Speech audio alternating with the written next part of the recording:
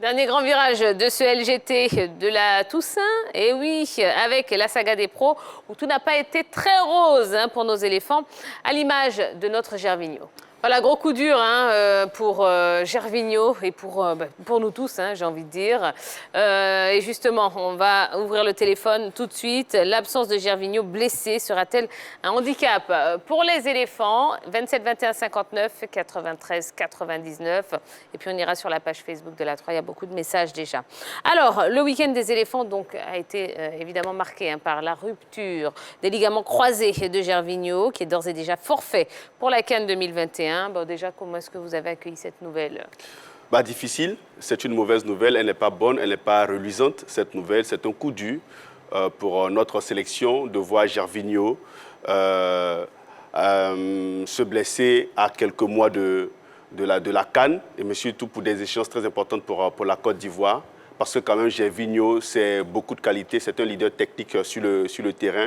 Gervinho, quand même, c'est beaucoup d'expérience, mais c'est surtout de l'assurance lorsqu'il est dans l'équipe nationale de Côte d'Ivoire, parce qu'on se dit qu'avec Gervinho, à tout moment, il peut décanter la situation lorsque l'équipe nationale se trouve dans des difficultés. Et le savoir blessé aujourd'hui et savoir qu'il va manquer la CAN et d'autres matchs, surtout pour les éliminatoires pour la Coupe du Monde, vraiment, c'est un crève-cœur. Henri-Jo? Oui, une nouvelle très difficile, parce que si on se souvient très bien du dernier match des éléphants, après le dernier match ici, mon premier commentaire a été, j'ai vu déjà à sa place pour la CAN 2022 au Cameroun, parce que avec ce qu'il avait montré face au Malawi, je me suis dit, voilà quelqu'un qui, si la Côte d'Ivoire est en difficulté, surtout quand vous jouez contre une équipe qui joue bloc bas, c'est l'un des joueurs capables quand même de créer la différence et surtout de perforer la défense. Et avec cette blessure, je me dis, c'est une grosse perte pour la Côte d'Ivoire, non seulement pour la CAN, et surtout pour les éliminatoires de la Coupe du Monde, parce que pour les ligaments croisés, c'est minimum 6 mois, si je ne me trompe pas. Oui, c'est juste. Mois, voilà, minimum 6 mois, donc c'est presque fin de saison pour lui. Donc c'est une grosse perte, non seulement pour son club, parce qu'on oublie aussi qu'il joue dans... Voilà, c'est vrai, nous, du côté de la Côte d'Ivoire, on parle plus des éléphants, mais quand même, c'est une grosse perte pour son club, et aussi, évidemment, pour la Côte d'Ivoire, qui va partir quand même sans l'un de ses meilleurs éléments au niveau offensif, ou peut-être même le meilleur élément, celui-là même qui est capable de décanter la situation quand tout ne va pas au sein de l'équipe nationale. Alors, bon, c'est quand même la deuxième fois qu'il contracte une telle blessure. À votre avis, qu'est-ce qui explique cette récurrence? Bon, déjà, je ne vais pas parler de récurrence parce qu'il y a des joueurs qui se blessent plus rapidement que Gervinho. Gervinho se blesse en 2016, le 25 octobre 2016. Il est victime d'une rupture du ligament croisé antérieur du genou gauche lors de son entraînement de son club en Chine. Donc, c'était en 2016, ce qui ne lui a pas permis de participer à la CAN 2017 vu qu'il était encore blessé.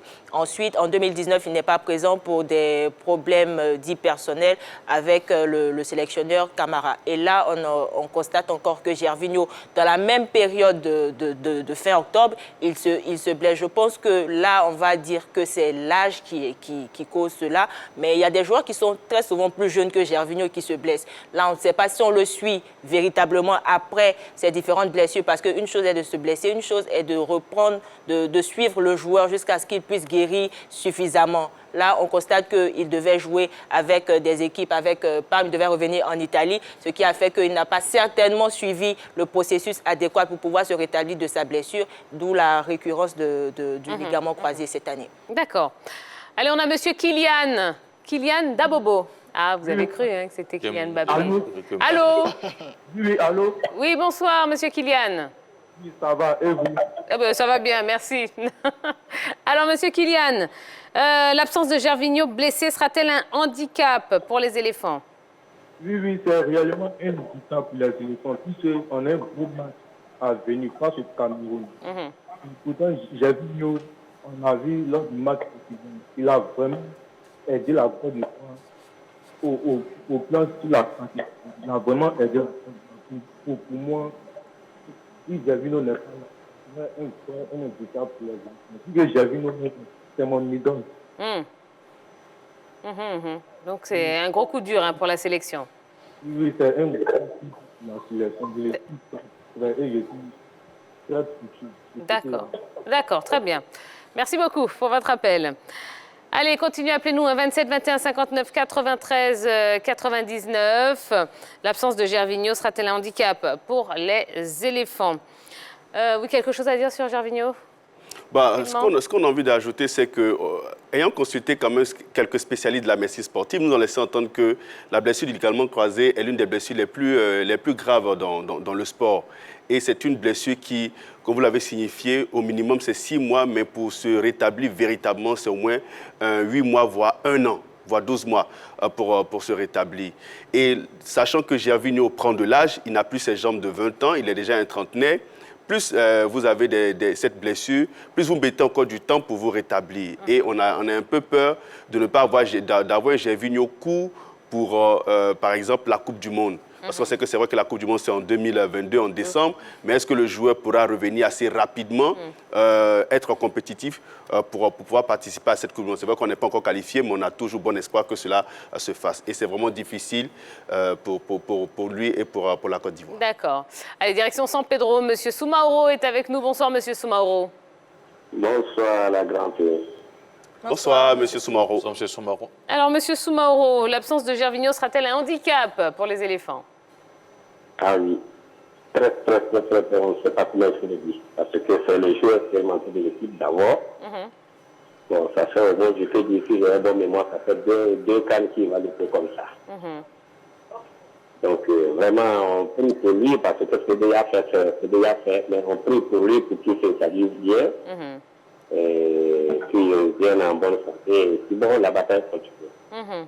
Ce qui concerne l'équipe nationale, bon, maintenant, c'est la première maintenant de voir qu'est-ce qu'il doit faire.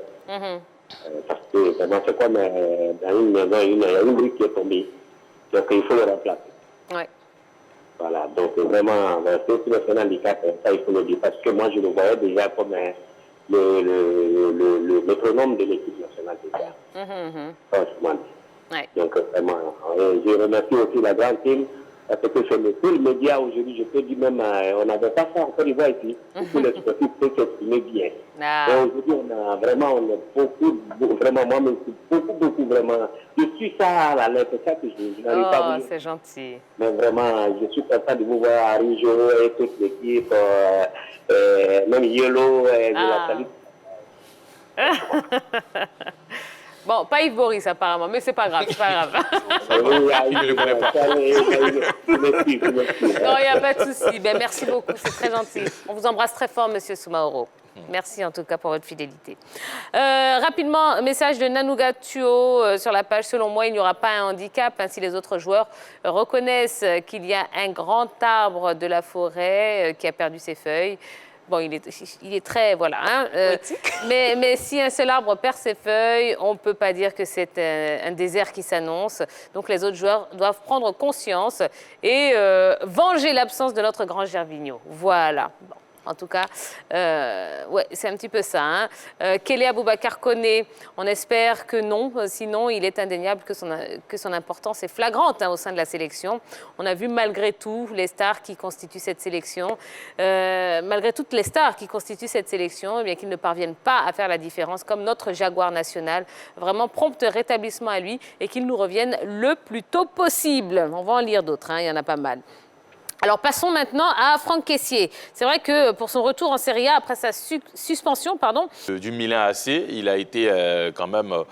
il est depuis pas mal de moments le patron de ce secteur de jeu-là du côté du Milan AC. Et puis en prime, aujourd'hui, il arrive à transformer les pénaltys. C'est vrai, on dira qu'il marque des buts sur pénalty. Mais bon, on connaît plusieurs joueurs qui ont manqué quand même des pénaltys et qui n'ont pas pu empêcher quand même la défaite de leur équipe. Cette saison quand même en Premier League, le spécialiste du côté de Manchester United, Bruno Fernandes, a manqué un pénalty dans les derniers instants. Voilà, c'était Ronaldo qui devait le faire. Il a pris la responsabilité derrière Il a manqué. Franck Kessié, par contre, lui, c'est vrai, peut-être il en manque quelques-uns, mais Rarement. chaque jour, il en manque rarement. Il est présent, rarement en tout cas. Voilà, donc aujourd'hui, les performances de Franck Kessié, moi, je pense que maintenant, dans la saga des pros, on va essayer de le mettre à côté parce que lui, il a toujours de très bonnes performances et puis on va essayer de voir les autres. D'accord. Sur son penalty, c'est juste que Tammy Abraham, qui est en train d'indiquer à Rui Patricio où Franck Kessié allait tirer, il a vu juste, mais le gardien ne l'a pas suivi. C'est ce que c'est la petite anecdote qu'on retient quand même sur ce penalty de Franck Kessié, mais magistralement bien tiré, qui nous a arraché un peu un petit fou rire sur le plateau. Voilà. Effectivement. Voilà. D'accord. Alors, égal à lui-même, Wilfried Zaha a été buteur face à City pour la victoire 2-1 de Crystal Palace. Franchement, c'est peinant de voir Wilfried Zaha, talentueux, un excellent joueur, beaucoup de qualité, mais qui, avec la Côte d'Ivoire, a du mal à hisser son niveau de jeu, à porter cette équipe nationale de Côte d'Ivoire. Et là, tiens, ça tombe bien. J'ai vu Nio qui sera absent. Ce sera à lui, peut-être, pourquoi pas, de faire la différence et d'être décisif dans de grands matchs pour les éléphants de Côte d'Ivoire. Il a fait face au Mali, je crois, à la CAN 2019. On attend qu'il se réveille et qu'il y ait un sursaut d'orgueil quand même du côté de Wilfried Zaha. Mais déjà, félicitations à sa prestation, surtout de marquer contre une équipe comme Manchester City. Wilfried Zaha, donc, qui a marqué son 50e but en Première Ligue. Dès l'annonce de son arrivée avec les éléphants, tout le monde a dit « Ah ben voilà quand même un joueur qui va permettre à la Côte d'Ivoire d'avoir surtout une attaque très très efficace. » Mais jusqu'à présent, en dehors du match face au Mali en 2019, où quand même non, je pense que c'est plus face à l'Algérie, parce que même le Mali a le contexte du match. Il marque le but, il est l'homme du match. Le match n'était pas intéressant. Mais jusqu'à présent, Wilfried Zaha ne répond pas aux attentes des Ivoiriens. Maintenant, est-ce que c'est lui qui va pouvoir remplacer Gervais? Je ne pense pas. D'accord. Wilfried Sengo, lui, il a été buteur avec le Torino en Série A.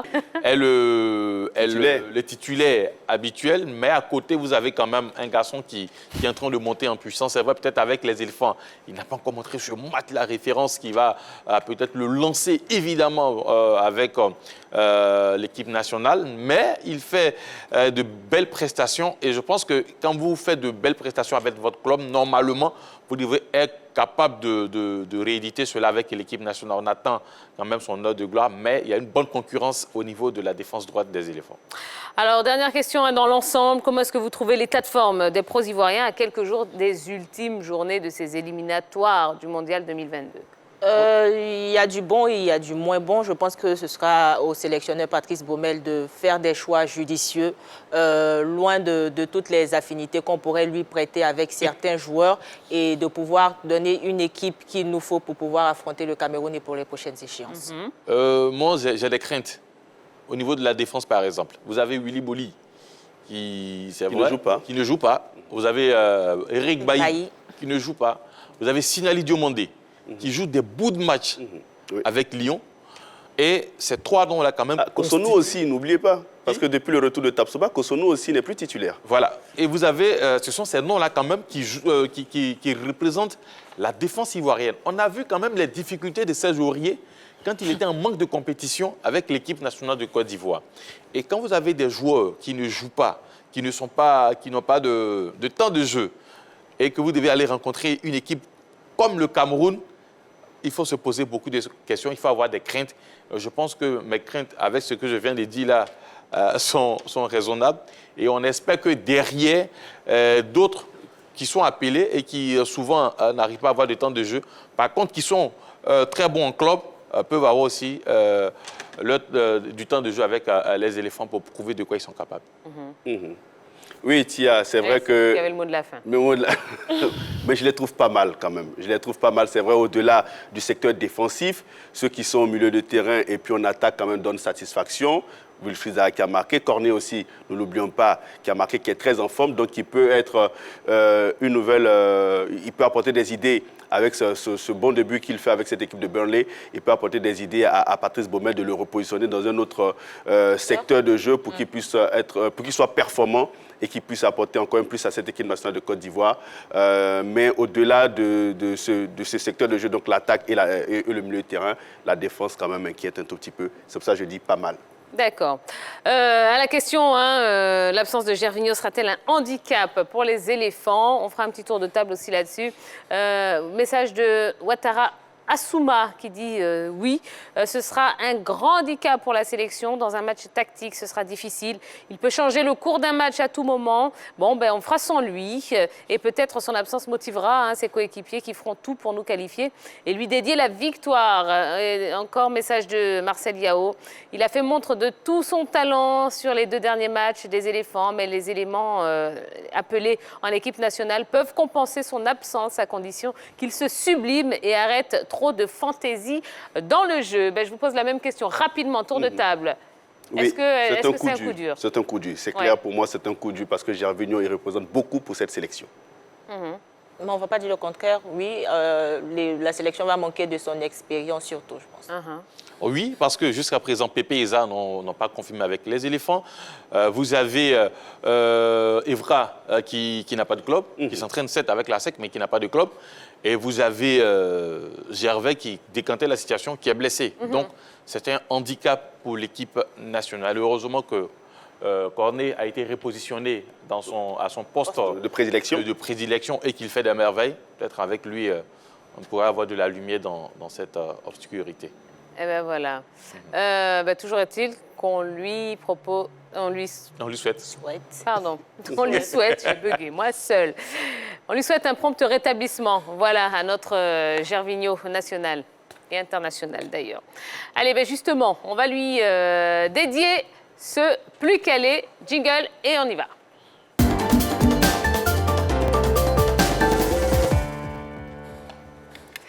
Voilà, un plus calé sur le thème Gervinho. 5 questions que je vais vous poser. Il faut répondre par A, B ou C. Eh bien, testons nos connaissances. Voilà. C'est bon? On y va? Il y en a un qui s'amuse avec son ardoise. Comme d'habitude. Comme d'habitude, vraiment. On va vous mettre le bonnet d'âne, Henri Jo. Allons-y, première question. Combien de clubs européens a connu Gervinho? A, 7 clubs. B, 8 clubs. C, 9 clubs. C'est à tout hasard. Bon, je ne vais pas trop me pris la tête. Allez, 7, 8 ou 9 clubs. On y va. On lève les ardoises. A. La bonne réponse... c'est la réponse B. Ça tombe bien. Donc B. Eh oui. Avec le Hebei China, qui est en Asie, Gervinho a joué dans 8 clubs au total, en dehors de la Côte d'Ivoire. Allez, oui, vous voulez... Je suis en train de compter. Allez-y. Parme, la Roma, Arsenal, Lille, Trabzon. Beveren, je pense. Trabzon. À Beveren aussi, il était. Prochaine question. Prochaine question. D'accord, merci. OK. Deuxième question. En quelle année Gervinho a-t-il été nommé dans l'équipe type de la CAN? En quelle année Gervinho a-t-il été nommé dans l'équipe type de la CAN? A, en 2010, B, en 2012, C, en 2013.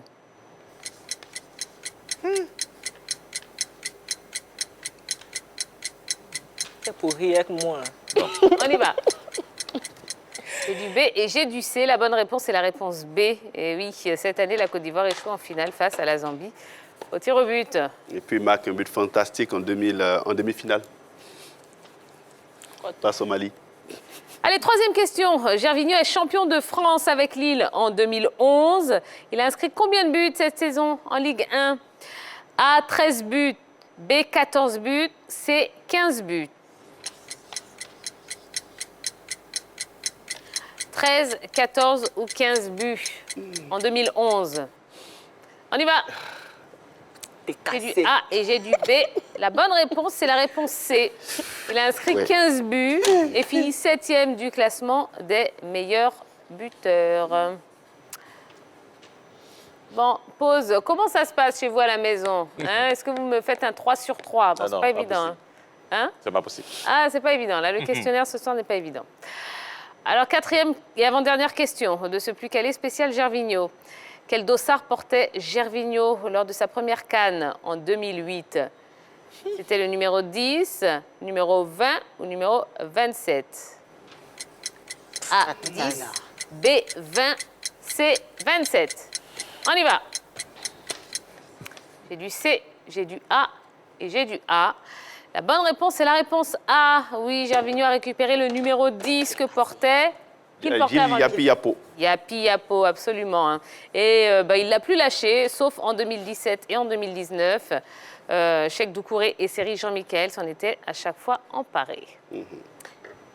Ah oui, en l'absence de Gervinho, bien évidemment. Oui, bien sûr. Oui, ne faites pas comme s'ils avaient volé ça. Non, pas du tout, pas du tout.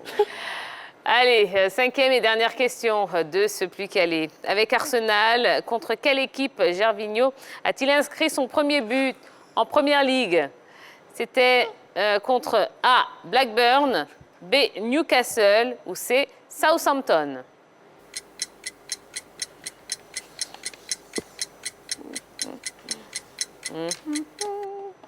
Alors là, j'ai du A et j'ai du B. La bonne réponse, c'est la réponse A. Donc Gervinho a inscrit son premier but en Première Ligue le 17 septembre 2011 lors du match comptant pour la 5e journée face aux Blackburn Rovers, défaite 4-3. Voilà.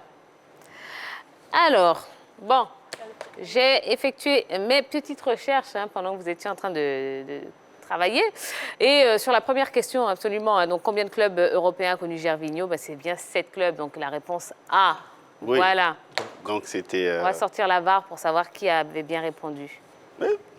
D'accord? Allez, le plus calé, le ou la plus calé d'ailleurs, on ne sait pas encore. Maître huissier de justice. Roulement de tambour. Yellow. Oui, Yellow. Elle conteste sa victoire. J'ai besoin d'une grosse. Elle a besoin d'une grosse. Elle conteste sa victoire. J'ai jamais vu dans ces élections. Je suis trop honnête, moi. Voilà. Aujourd'hui, ça, d'accord. Oui. On doit aller devant la justice. La On va grosse. créer un G quoi? Non, non. G2 ou G3. Bon, allez, merci. Ça y est, c'est la fin de ce numéro de la Grande Tigre, premier numéro de la semaine. Oui. Donc ça veut dire que, voilà, si vous avez encore l'envie de rester avec nous, eh bien vous pourrez le faire. Voilà, on a toute une semaine à passer ensemble. En tout cas, on espère que vous avez passé un bon moment. Merci pour tous vos appels, merci pour votre fidélité. On est ravis de vous accompagner comme ça de 20h30 à 22h. On va se reposer, oui, et puis cravacher encore très dur demain toute la journée pour vous produire une très belle émission. Donc on se donne tous rendez-vous demain soir, même heure, même endroit, à 20h30 sur la 3. Passez une belle soirée et puis à demain. Bisous. Bye bye.